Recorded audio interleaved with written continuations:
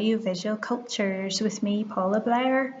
In this episode, I have a great conversation with artists Zara and Woolley, who are collaborating on work that engages with systems of belief in contemporary culture.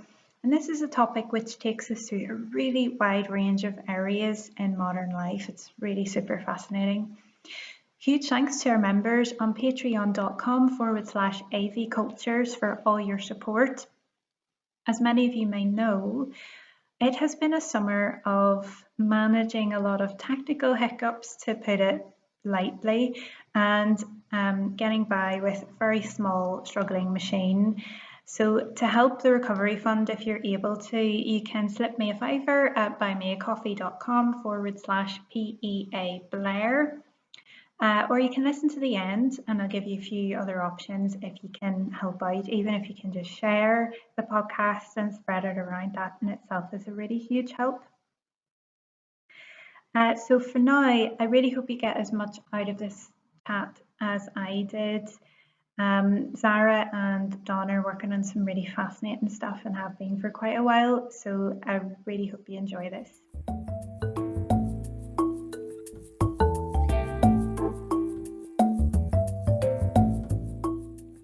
Hey, Dawn and Zara, good morning. Morning. Hi. Hope you're doing well. Thank you so much for joining me for this. So we're going to talk about work that you're both collaborating on. And but first, I think it'd be nice to establish a bit about your individual practices. And we also have a really nice connection through all working with Yorkshire Sculpture International 2019. And I had the chance to spend a day with Zara during that, but I never got to meet you, Dawn. No. So it's really lovely to connect now. And so if it's okay, I'll start by asking each of you to maybe take us through a little bit about what you did as engagement artists for that. And then we'll edge into what you're working on now, and we'll see what comes up. So if it's okay, Dawn, could I ask you to go first, because I don't really know what you did last year? Yes, absolutely. I was working with the Yorkshire Sculpture Park and a group of women, or actually two groups of women, who were doing English as a second language courses in Wakefield. So they were from various different places, particularly in sort of Indian continent and Africa.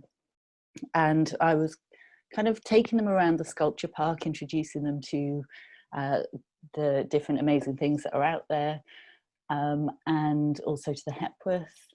We looked at some of the kind of key sculptural techniques within some of the work that we saw, and then just made things basically. So sometimes it was sewing, sometimes it was building. It was kind of really quite varied. We just sort of went through different things. And in the end, I photographed a lot of the sculptures and objects that they made, and then made some banners, like pop-up banners that were displayed at the sculpture park. And I think they are with Wakefield Council's education department now, so hopefully they're on display in the library or something like that. Mm-hmm. Fantastic, that's great. And Zara, you were based in Leeds, weren't you? Yeah, I was working with the Henry Moore Institute and Abbey Grange School. So a group of year nines were the group that I was working with the majority of the time. But on the day that I met you, we were also doing lots of different workshops as part of the Sculpture in School Day. So I was working with all ages on that particular day. But the majority of my time was spent working with a group of year nines. And we spent most of our time in the classroom, in the art classroom. So I devised a project to create a piece of work working with them, which was called Prayer Hands iPad Poses, because I was really struck by the fact that one of the sort of selling points that the school traded on was the fact that they got or they gave iPads to all of their students, and the iPads were really embedded in their learning. And obviously this is so different to school experience that I had. I was really fascinated by this. especially since, because I suppose there's so much about like kids spending too much time on their iPads and on their iPhones, and they're given them at school and told to do everything on them. It's a bit of a contradiction. And I was interested in trying to make a piece of work that was, you know, relevant obviously to my practice and my own interest in social media and handheld technology, but also to devise a piece of work that facilitated the kids to get into a headspace where they could start recognizing their day-to-day lived experience as valid reference points for making art from. So, you know, the fact that they use iPads every day in their day-to-day lives at school, that is a valid subject to make art about. So we made casts of their hands in poses and gestures that they used whilst holding and operating their iPads, and then painted them gold and put them together. So it was kind of, you know, looking at the ways that we use our bodies in relation to technology, but also creating an absence of that technology, which in so doing was also kind of drawing attention to the fact of its constant presence in our lives. And hopefully they, you know, got a lot out of it. I think they enjoyed it. Excellent, great. And so how was it then? Was it through doing YSI that both of you found out about each other then? Yeah. We actually met on the group interview day for the engagement artists, and we happened to be sat at the same table. And I guess in that we were kind of giving brief overviews of some of our interests. And I think Zara had mentioned that she was interested in like the use of technology and social media and things. And I was like, oh, well, actually, that's what my research is about as well. So we just kind of kept the conversation going from there, really. Excellent. Yeah, and I think I can't remember, it would have been probably about a year after I'd finished making a piece of work called A Drawing Made by Cutting Up My Body Weight in Celery, which was obviously really tied into like diet culture, particularly on social media, in particular on Instagram, and wellness culture. And I'd also just made a piece of work titled Wellness, and which really, really tied in with all the things that Dawn was saying. And I was listening to Dawn speaking and thinking, yeah. So, yeah. And I think, is it because both of you have done in very different ways work that's somehow to do with some kind of religious iconography, isn't that right? Yeah, and I think Zara's is probably a bit more overt than mine, but I'm interested in consumer culture quite broadly, and how objects are sold to us with these kind of using pseudo-religious techniques and languages. So I'd done a piece of work called Wishbook, which was an Instagram-based project about kind of unpacking some of the kind of mystical language of commodities. And I kind of also make strange objects that you can maybe see behind me that are kind of related to anthropology and objects of worship from different cultures, but made out of packaging materials. So kind of contemporizing these ideas of fetishism and commodity worship. And the language as well is kind of a interest in the language is kind of a shared theme, because we've both looked at hashtags as well. And I'd made a piece of work in 2018 called Chorus, where I'd looked at it's absolutely crappy. I'd rewritten the choral version of the Lord's Prayer using hashtags from wellness posts on Instagram. And they're really interesting. As humorous as it is, and I presented it as both sheet music and as a sing-along karaoke. But what was interesting is that there's the kind of obvious ones that you'd expect with, like, you know, food blogger, but then some of them are very quasi-religious in the promises that they're making, you know, things like healing foods and things like that. And I'd come across a few social media, it's Instagram wellness influencers that are really problematic in particular, and that became kind of a starting point for the work that we did together, looking at sort of these celebrity influencers and the promises that they make with these different ways of eating and living. and of course social media is so strange really when it comes to food, because you know it's actually so removed from gestation, and actually from not gestation, gustatory purposes. No, well, it is removed from gestation, but it's so removed from gustatory purposes, and it's so removed from digestion was what I was looking for there.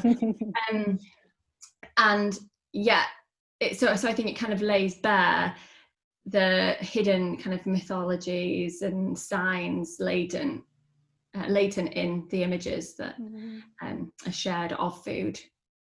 Yeah, and they're quite polarizing, sort of, or polarized, like communities, but also in the language. So we particularly looked at the clean eating phenomena, which is very wrapped up in these kind of religious ideas of cleanliness, purification, sin-free eating. And then the kind of opposite of there's kind of an eat dirty trend, which is the polar opposite of clean eating. It's very masculine for a start, where most of the clean eating people are women of a particular type, and it's just like all of the codes and the permissions that are wrapped up in all of that kind of language, and the images that are attached to them are really fascinating. So we started by kind of comparing those kind of posts really, and we made a visual essay by screen grabbing images relating to sort of predetermined hashtags to do with clean or dirty eating, and just made it into a kind of slideshow to show those, to show the comparison quite clearly. And then again, and that then became, we put together we wrote some papers together following the publication of that piece, that really, I suppose, unpacked it in a bit more detail and looked particularly at the people behind that, you know, these the influencers, because these, very much like religion, these trends, as it were, kind of gravitate around or towards celebrity-like people.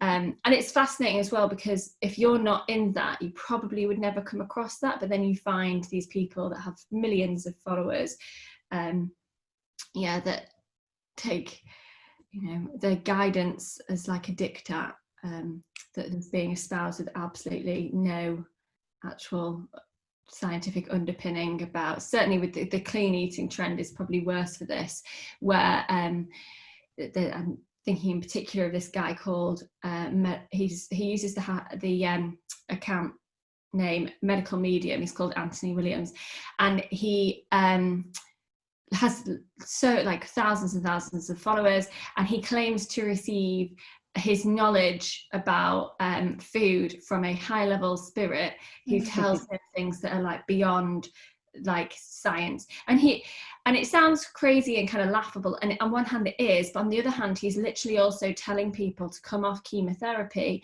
and start following a diet of celery juicing. So as much as it sounds, you know, humorous, actually there's very, very tangible and, you know, life threatening consequences of people taking what he's saying seriously. And he clearly does wield a lot of influence and a lot of power in people's lives, which is sad. Yeah, and well, even less extreme cases, you know, that are not being spoken to by high level spirits, they still appear to have not like knowledge and experience as nutritionists or dietitians and things, but they don't. So I think there's a danger throughout it, not just at the high level, kind of big influencers that I think we talk about a lot, and we kind of want to draw attention to in the work that we do. And it all links back to kind of the post-truth as well, and kind of wider, which is something that certainly in wellness that I kind of emphasize, because so in wellness it's basically a kind of digital collage combining appropriated images of wells, and then the accompanying hashtags go kind of down the rabbit hole, as it were, going through other hashtags to find other hashtags, and it takes you from wellness and through a kind of progression into total nonsense, but it actually ends in Trump. And I genuinely did follow the hashtags as I've made that work.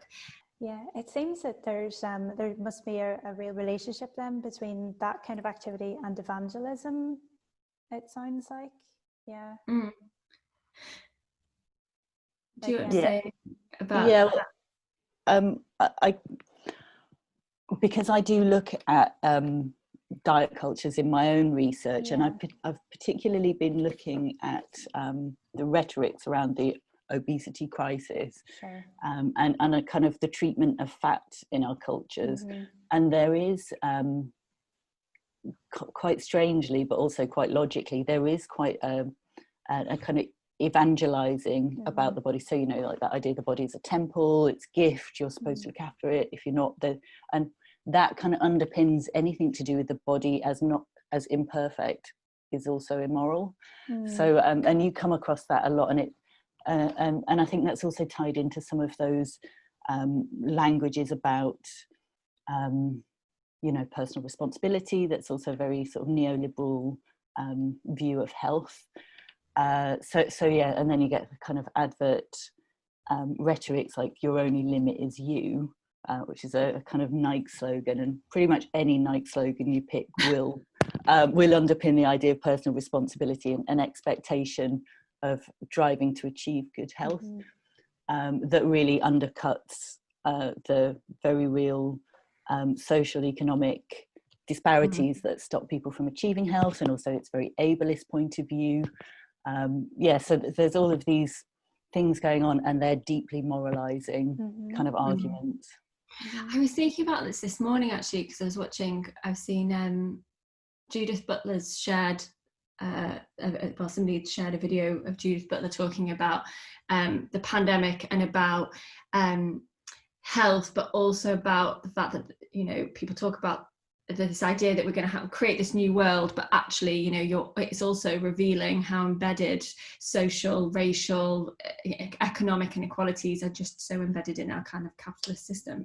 But I was thinking about the fact that we often talk about like life choices. So you know, wherever I live, there's a really big problem with obesity, but it's also a very, you know, not a well-off area at all. And so talking about life choices implies that everybody has the same choices available to them, which they just do not. Like, and I was thinking of, well, I suppose I didn't really get to a conclusion, but how we need to change the word choices to a better word that reflects that not everybody has the same choices available to them when they're making decisions about what to buy, what to eat, whether to exercise, etc. And social media eclipses that hugely, and then makes you feel absolutely terrible for not being able to kind of self-actualize to this extent.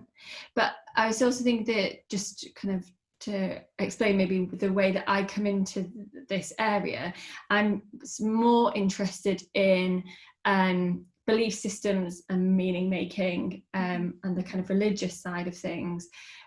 So and not always in a kind of like necessarily really critical way, or sometimes kind of, so like obviously I'm very critical of like wellness cultures, but actually the work that I'm making at the moment around selfies and sort of online self-portraiture more generally is not actually, it's kind of maybe the opposite that you would expect, you know, in terms of the criticism offered or the critique offered, in that I'm making comparisons between selfies and online self-portraiture and religious icons, in saying that actually, you know, these are valid expressions of a kind of ideal, a super ego to live up to. Whether that is helpful or not to the individual, you know, is questionable, but actually, you know, is there not actually something about the human condition which, you know,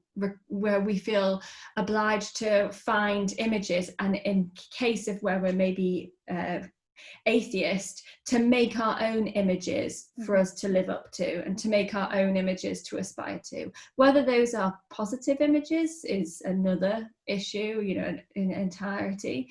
Like, but yeah, not just kind of total selfie bashing. Yeah, and I can kind of echo that sentiment. My PhD ended up being a lot about selfies, quite unexpectedly, because I started out and ended talking about still life, but somehow selfies crept into that discussion. And I've just finished a book that will be out next year, which is about commodification and social media, and how what that does to individuals' bodies. And actually selfies of different types are a good way to examine that, to see what the trends are. And although I think selfies have, well, they make people visible, they're a statement of presence, which is fairly universally available, although obviously that depends on technology, internet connections and so on. But it does kind of level the playing field about who can be represented, basically. But unfortunately, there's a real trend towards very polarized gender representations, and I think actually expectations of gender performance that are becoming even more stereotypical. And there is actually evidence of through academic studies that show gender stereotypes are more prevalent in selfies than they are in advertising, for example. So the work that I'm kind of working on now, and some of the projects that I'm initiating, are about how do you intercept in that process of making gender stereotypical. And I think it's kind of to do with the reward systems online, that, you know, if you behave in a certain way that's expected, you will get likes, follows and so on. And we know they have very, you know, pleasurable physical effects on the body. So so it's how do you change that, what's given the reward, basically, and how do you open out representation to be actually democratic and welcome lots of different types of bodies, different genders, and so on. So yeah, I'm kind of a thumbs up for selfies with a very big but at the end. And I think as well, like, one of the things that I've always found frustrating is, you know, when in discussions about selfies, that they quite often level around criticisms of young women, representing them, and often, let's be serious, regurgitating really problematic images of a kind of highly feminized, you know, in whatever narcissistic and narcissistic way. But it also just like, you know, you've told young women that your value in this world is to look a certain way, to behave a certain way, you know, to be kind of quiet, to be sexy, to kind of just to have a body that looks a certain way. And then when they then adhere to that, you then tell them off for that. And I think that it's more important to kind of offer a critique that exposes the kind of the machination, I can't speak, like the how that, you know, how that's operating, you know, as people are using that as an image for themselves to aspire to. And then also, as Dawn's saying, to think about ways that we can kind of offer alternative ways of being more inclusive and having different types of identity, kind of less binary representations of gender, etc. And that you've made me think as well about a really influential series of lectures that I attended when I was at Goldsmiths, which were Michelle Faher's The Age of it was lectures on the Age of Appreciation, lectures on the neoliberal condition, and he talks about appreciation economies on social media, which we know is kind of perfectly evidenced by the fact that, you know, of course, young people want to get likes, they want to get appreciation and follows, and it's so difficult when, you know, people are being, you know, they're getting that appreciation, which is like saying, yeah, this is good, what you're doing is good, to then be told, actually, you know, you're reproducing really problematic images. So how do we intercept in that system? Yeah, absolutely. And so that's the work that you're collaborating on now, is working through ways of maybe trying to do that, or? No. Actually, we're currently, we just finished writing a book chapter for a book on food cultures on Instagram, in which we talk about the artworks that we've produced together and individually for Instagram. But actually our kind of current collaboration is looking more broadly at these kind of the kind of pseudo-religiousness of contemporary society, basically, which we're putting together an exhibition proposal at the moment. So we're kind of looking around to see which other artists are kind of dealing with this subject in interesting and varied ways. Yeah, it's far more general, I suppose, in what we're trying to pin down through the exhibition. Obviously our personal interests and work is about kind of presentations of culture that kind of intersect with the religious or the quasi-religious, but we're also kind of interested in other, you know, artists who are working in similar areas but maybe like the religious but other presentations of contemporary culture. So obviously, like, I'm quite interested in selfies and comparing them to icons, but maybe we'll find some artists that we want to work with who are interested in maybe the resurgence of interest in tarot, or the resurgence of interest in astrology and crystals and things like this. Yeah.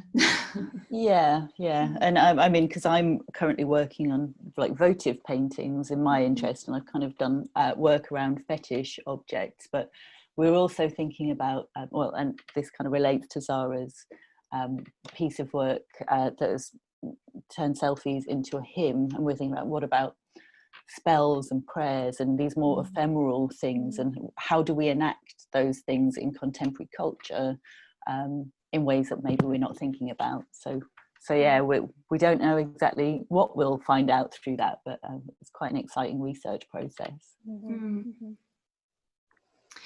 I was just thinking about to go back to the book chapter that we worked on together, I suppose in that we were really thinking more specifically about Instagram as kind of a space that could, you know, be a site for art, but as well as a subject for art. So we brought together works that specifically actually kind of permeated that space as well as disrupted it, and then how those were strategies for kind of exposing some of those operations that we talked about earlier. So where's that chapter going to be available? Do you know what the book is? No, I assume it'll probably be early next year. Okay. That it'll come out, and the book's called "You Are What You Post," isn't it? Okay. Yeah. Is it? Yeah. Okay. I think I don't know if that's the final title. We probably should have checked some of these details because I don't actually know who the publisher is either. Okay. Well, we'll dig around. Yeah. Are you looking it up, Zara? Great. So our chapter is called Creative Consumption. Okay. And I think it's going to be published with Bloomsbury Academic Press. Okay. Yeah, You Are What You Post, Food and Instagram is the title of the book. And Bloomsbury Academic Press. But I'm not sure what the timeline is for everything's going to publishing, especially pandemic. Yeah. It's glacially slow anyway, but it'll be even worse now. I think a lot of people are finishing books because they've got so much time at home. So maybe there's going to be a backlog with the publishers. Probably. So I'm really interested in those metaphors around consumption, you know, because we consume commodity items and that sort of thing, but also, you know, the consumption of food and the intake into the body, and then that conflating that with the idea of consuming religion, digesting religion, and then those similarities that you're working through, that you're finding with our use of social media. So what we consume, but also what we put back out again on social media. So, I mean, I was thinking about if you'd like to talk about the materiality of your work as well, because you both work across lots of different media, and Dawn, looking at your website, you work a lot with actual food as well, and I know Zara, you have done a bit as well, and you know, so are there any relationships with the actual materials that you use often? if you want to talk a bit through that. Definitely. And I think at the beginning of doing my PhD, I was using food as a sculptural material, so kind of making objects out of blancmange and cake and meat, often rotting food things as well. So it was kind of this idea, and I'm quite interested in how food is advertised. So it is again this kind of binary between the good for you food and then the naughty treat, and how food is almost always in one of those categories. So how do you play with this idea of something that's kind of seductive but dangerous, or kind of desirable but repulsive at the same time? And so using food to make things, but kind of transforming their shape in some way to make them more kind of problematic or challenging. And also trying to relate them back to the body in some way, to talk about this idea of you are what you eat, basically. So sometimes it was like my blancmange dentata, which had white chocolate teeth, or I've used things like like weight loss girdle things, and those tights that are meant to suck your body in but filled with potatoes and things, to really play around this relationship between body and food. It's funny, I was also thinking as you were speaking then about the kind of gender divide in terms of how legible these foods are as signs, and that's something that I found with the celery drawing, that when I've shown it, predominantly women just get it. Like they can just they find it very legible as a piece of artwork because of the connotations of celery. And celery is a funny one because it's like a perfect kind of example of kind of the post-truth situation, though it's kind of predates the post-truth in its own mythology as this minus calorie, because it has this reputation as being something that takes so much energy to digest that you actually burn calories from eating it, which is not true. But the work plays off that idea, but also kind of the violence of that idea, this idea that you would be purposefully eating food that will actually like de-nourish you. It does the opposite that food is supposed to, which is give you energy and pleasure and all the rest of it. But, and plus, I mean, personally, I absolutely hate celery so much. So I found it quite interesting, the reception of that piece, that I found you had to kind of explain it a bit more to predominantly to men, whereas women, who are really the primary targets of diet culture, found it far more legible. In terms of like my more recent work though, and the materials I've been using, I have been working predominantly with gold leaf and imitation gold leaf. And I mean, the choice to work with the imitation gold is like primarily is economic because it is so much cheaper, but obviously dealing with these kind of themes about identity and like projection of identity online, and the kind of performance of that as a kind of projection of an image, obviously really lends itself to this idea of using materials which aren't quite what they appear. And I've been making kind of large paintings on polythene, so it has this diaphanous quality as well, which brings this slight kind of immateriality to it as well, but equally really lends itself back to these different religious objects, which is where there's the nice point of connection with Dawn's work. So kind of referencing like veils and shrouds, but also being quite ghostly and sort of speaking to this idea of like religious presence and immanence.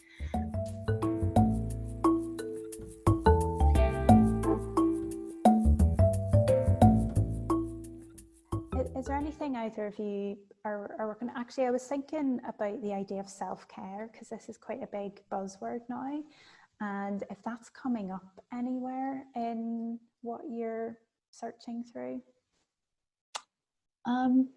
Well, because the votive paintings that I'm working on at the moment, and I can, if I can find one, show you on. So they are kind of about the self-care culture in a way, but it's also, and they're on broken old mobile phones. Cool. So it's kind of this idea of the phone being the site that we make, you know, and votives are kind of like their prayers, asks for help,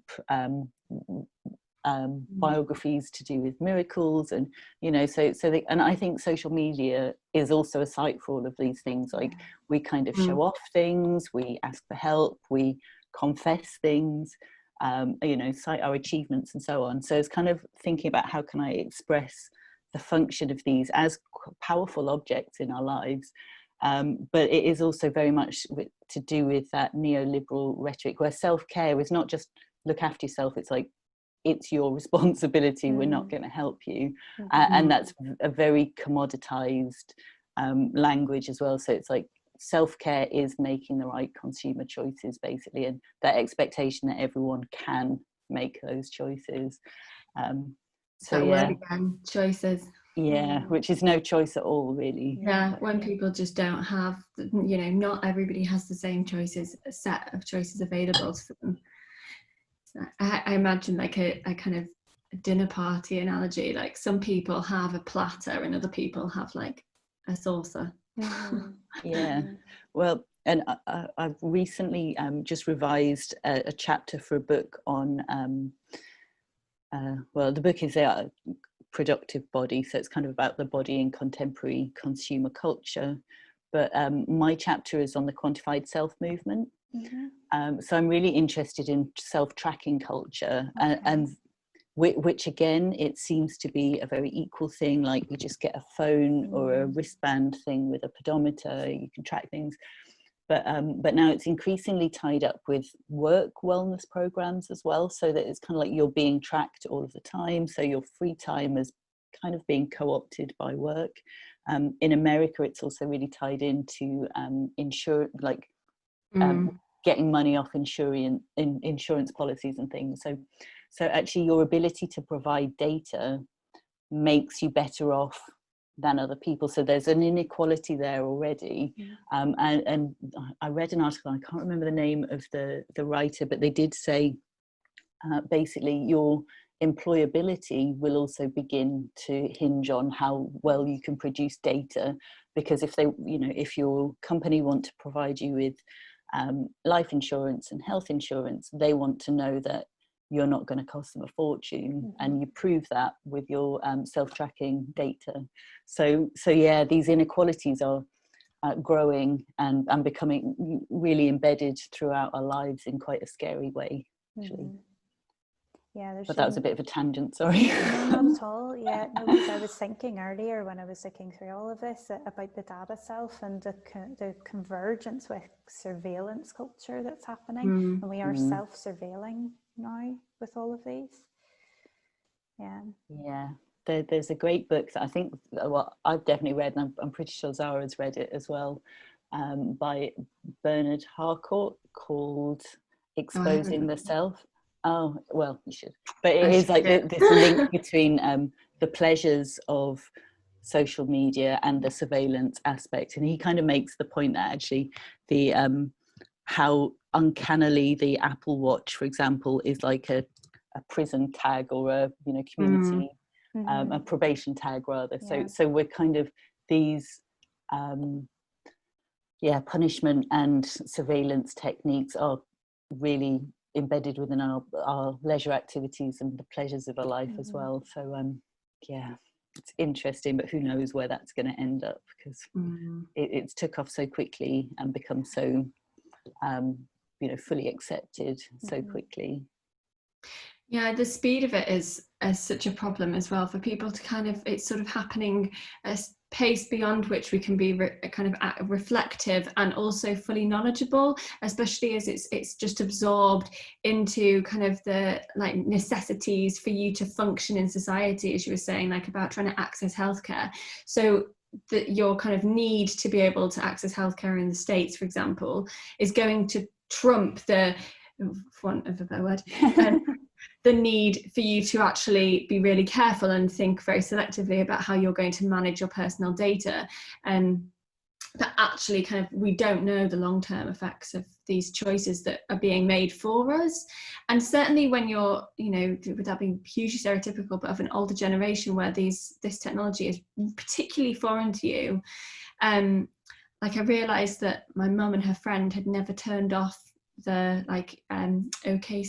Hey Siri, so they hadn't realized that their phones were constantly listening to them, and they were absolutely horrified. But then of course, why would they know that, you know, when it was they just thought it was this really helpful function, but they never considered the fact that it would mean that their phone would have to be constantly listening. Absolutely. And well, I think research has shown that those inequalities, you know, that the age inequality is, you know, very evident, but also things like if you live in a rural place rather than in a city, you're less likely to be using these technologies. And then, you know, all of the social categories that already exist. So if you're marginalized in any other way in your life, you're marginalized in this as well. And I think the speed thing that Zara said also means, I mean, it's a fascinating subject for research, and people are doing really amazing work on this, but it is really like, as soon as you're kind of working on something, it's already moved on quite quickly. So it's kind of like that kind of trying to keep up to critique all of these social phenomena as they're happening is very difficult. So we'll see how that one plays out as well, I think. Yeah, that's again, it's me kind of really badly paraphrasing what Judith Butler was talking about when I was listening to her talk, and she was talking about different speeds of violences that are happening against different groups. And you know, social inequalities is like a slow moving violence against groups in society that are marginalized, that are more vulnerable. And this is just one way in which further kind of injustices are enacted upon those groups, whilst tiny groups just get richer and richer and richer. Cheerful.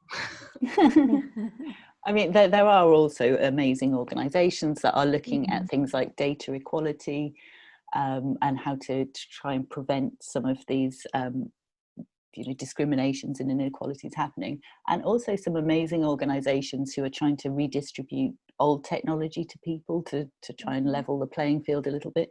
So there's like here in Leeds, there's Media Northwest, who gather up people's old laptops and tablets and things like that, and then redistribute them to school children who need them, you know. And this was kind of initiated because of the lockdown. So and that kind of awareness that technology inequality is even you know, more exacerbated by the situation that we're in at the moment, and how can we try and even that out a little bit. So so yeah, so there are people doing things to help, which is good. Yeah, and overcoming that inbuilt obsoletism, I think, you know, in the machines, because it's that idea of choice and autonomy comes up again. It's well, you have to get the new whatever it is, you know, you have to get the new version of the iPhone, and then but you have to get this special connector because it's not compatible with these other things. And you know, it's you don't really have that many choices when, and you've also got too much choice at the same time. Well, that's what literally just happened to me at the start of this. I realised this laptop is a 2019 edition, a version laptop, and yet my headphones for my phone, which is it is a new phone, which makes it sound like I buy technology all the time, which I eke it out to the point that it just all dies at once. And I've ended up where I have to have two different types of headphones because the connection is different. It's crazy. Well, and like I spend a lot of time thinking about what products am I using that are single use, and how can I change them so they're not single use anymore. And I do think, you know, that whole idea where, and Apple are terrible for it, where every time you get a new computer, you have to have a new cable. You know, you can't connect to a projector, you know, like in academia, like HDMI cable, or so it's like you have to keep buying these things that are, well, they're going to go into landfill sites anyway. unless you recycle them, which you actually can do. But the energy and the pollution causing processes to extract the metals and the minerals and things that are needed to make them, and then to actually make them, and then to ship them out, you know, it's like, I don't know how as a society that is allowed, because we know we're in a terrible state, you know, there is a climate crisis, and so I think those kind of practices should be legislated against now, basically. And especially when you look at the specific minerals as well and where they come from, they're not limitless resources that can just be mined indefinitely, but B, the conditions of and the locations of which you find such resources and minerals are predominantly in the developing world, and the conditions in which they're being mined are hugely dangerous, and you know, taking lives of people that are being forced to mine them because they have no other choices available. Yeah, well, I was about to say, it's like we can choose to be ethical consumers, but actually to a point we can, but then it's like, okay, which computer do you buy then that doesn't you know, do all of these things, that isn't going to need to be replaced in 3 years because you can no longer update the software, for example. You know, it's like, I think we'd struggle to find a really clean technology company to change to. So, and I think but these companies as well, by building in that obsolescence, have shot themselves in the foot in some way, because, like I say, these resources are not infinite.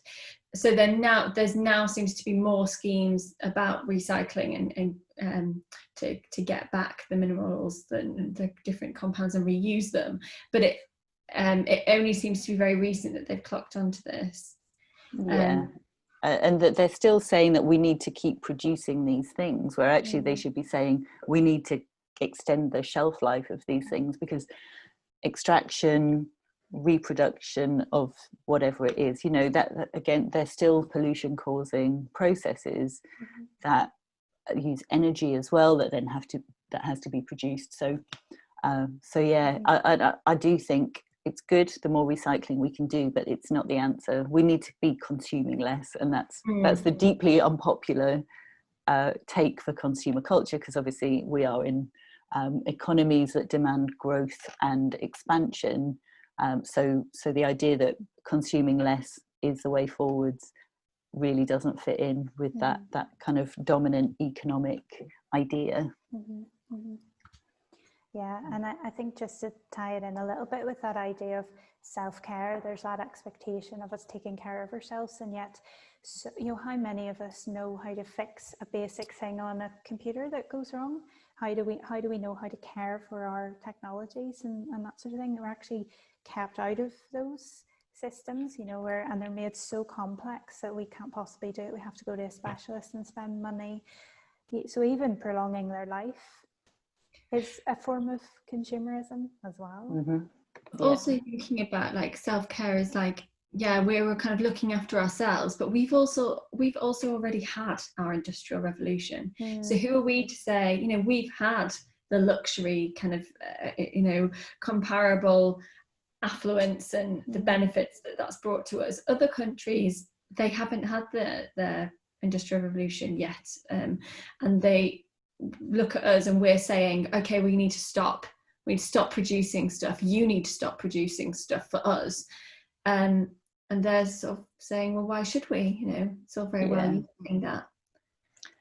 And I think that whole self-care, the idea, I mean, there's a kind of idea, the feminist ethics of care, which is something completely different, which is I think more communal and about community, rather than the self-care that's kind of consumer culture. Self-care is you look after yourself and everybody else should be looking after themselves. So, you know, it's saying act in your own self-interest, which is not acting in the interest of the environment.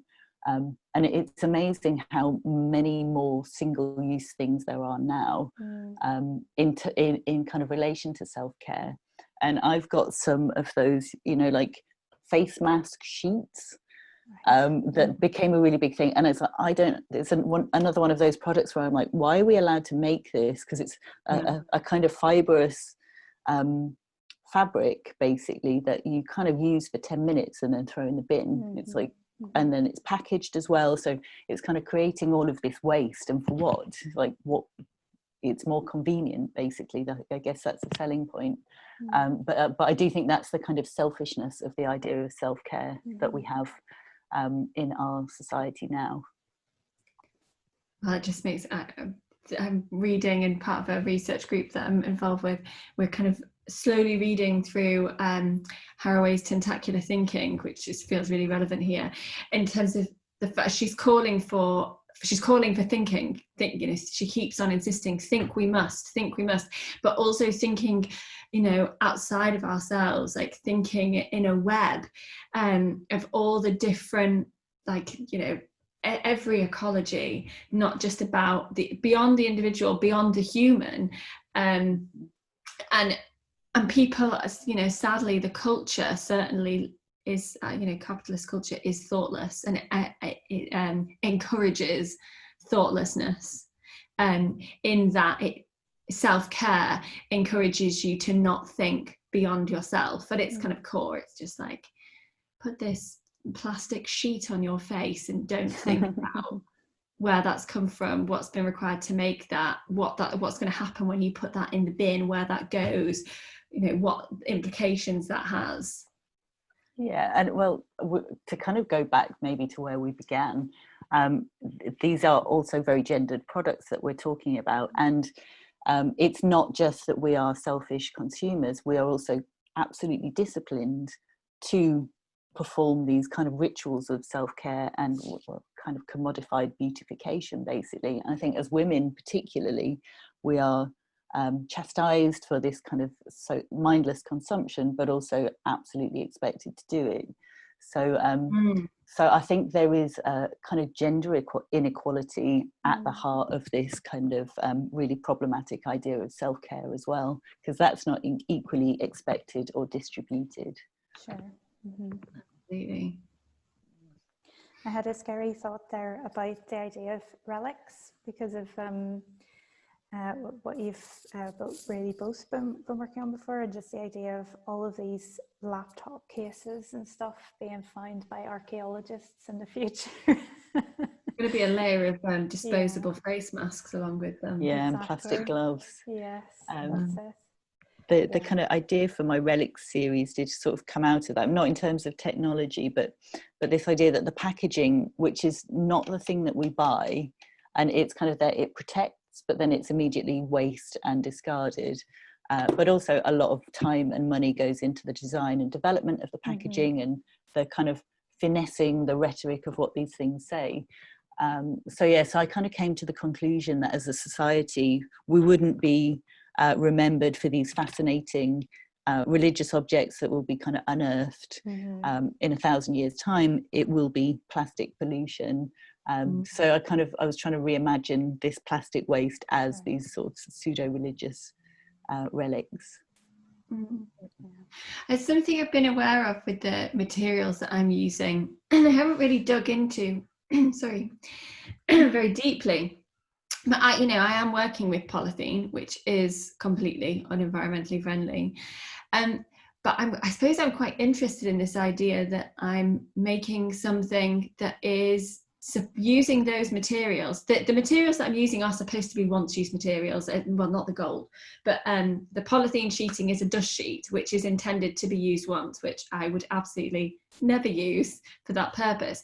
And instead, I'm using it for its material qualities, the fact that it's slightly transparent, it's very lightweight and has this beautiful kind of diaphanous quality, and it also, if you move past it, it creates this sort of susurrus sounds, which I absolutely love. But also the fact that I'm using a material which will be really long lasting, which is interesting, because obviously within the art market, part of the value of an artwork is decided on what it's made on and how durable it is, which also kind of ties in with value assigned to religious objects. The older they are, greater value is assigned to them. It's certainly in Western culture, where we're very interested in this idea of the original. And also it feels like kind of a nice juxtaposition or contrast when I'm making work about intransigent images and the online, to make something that tangible and manifest, but which is made out of these materials which are both kind of diaphanous and lightweight, but also actually very, very durable. Could I ask you both is there anywhere you want to point people to find your work? So your websites, your social media, and is there anywhere where we can maybe see your joint work as well?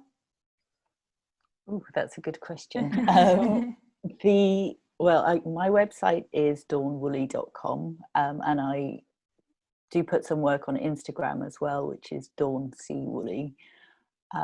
In terms of our joint work, the slideshow that we mentioned at the beginning is called Immoral Foods, and that is on, what is that on? In Media Res. In Media Res, it's a Media Commons online journal, basically. So that should be quite easy to search. Sure.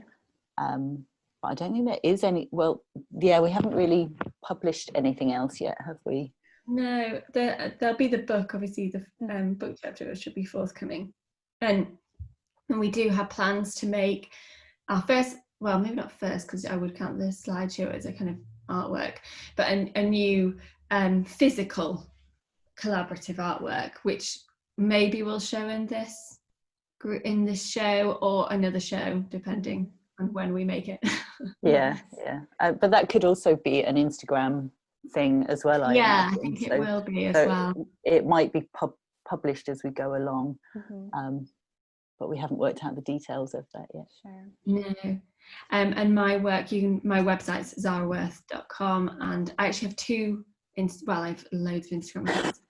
I think you need to give the cat one. Yeah, I have a cat Instagram account which has the most followers.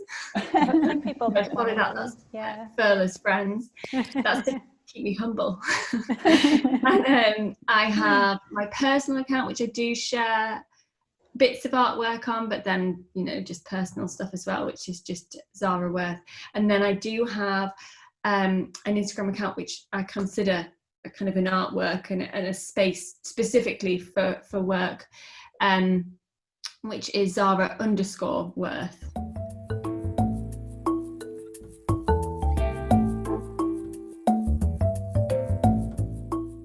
This has been Audiovisual Cultures with me, Paula Blair, and my very special guests, Dawn Woolley and Zara Worth. The music is Common Ground by Airtone, licensed under Creative Commons 3.0 non-commercial license, and is downloadable from ccmixter.org. To support my work in making this podcast, as well as Patreon membership, you can give a donation of any amount with paypal.me/PEI Blair, or you can give a regular payment with a wide range of currencies via liberapay.com/PEI Blair. Be part of the conversation with AV Cultures on Facebook and Twitter, and AV Cultures Pod on Instagram. Thank you so much to Dawn and Zara for all your time. It's been really brilliant to hear from you. And thanks everybody out there for joining us. Take great care, be excellent to each other, and catch you next time.